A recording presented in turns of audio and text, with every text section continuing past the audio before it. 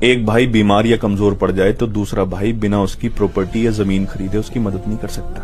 جس رب نے ایک بھائی کو دوسرے بھائی کا سہارا بنا کر بھیجا ہے وہی ایک دوسرے کی شکل نہ دیکھنے کی قسمیں کھا لیتے ہیں۔ اور میں نے تو ایسا بھی دیکھا ہے کہ ایک بھائی مر گیا پھر بھی دوسرا بھائی اس کا چہرہ دیکھنے نہیں آیا۔ ایک بھائی دوسرے بھائی کے لیے کیا ہوتا ہے ہمیں ایک کربلا والے بتا کر گئے ہیں۔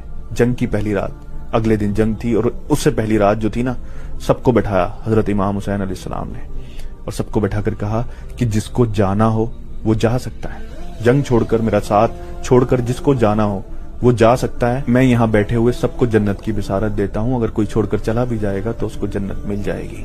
اور پھر اتنا کہنے کے بعد جو چراغ وہاں جل رہا تھا وہ چراغ بجھا دیا تاکہ لوگوں کو وہاں سے اٹھنے میں، وہاں سے اٹھ کر جانے میں شرمندگی نہ ہو۔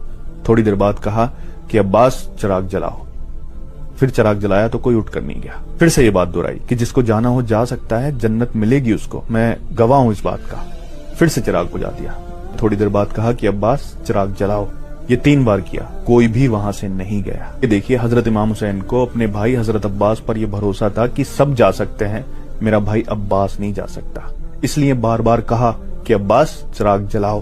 حضرت عباس جب شہید ہوئے نا کربلا کے میدان میں، دونوں بازو کٹے ہوئے تھے، پورا شریر چھلی ہوا تھا تیروں سے، دشمنوں نے اتنا چھلی کر دیا تھا، اور جب زمین پر گرے تو اپنی بھتیجی کے لیے محبت، کس کے لیے پانی لینے گئے تھے؟ اپنی بھائی کی بیٹی کے لیے۔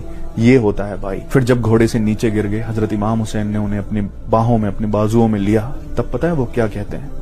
وہ کہتے ہیں کہ بھائی مجھے میرے جسم کو یہیں دفن کر دینا، وہاں لے کر مت جانا، میں شرمندہ ہوں، اپنی بھتیجی کے لیے پانی نہیں لے جا سکا۔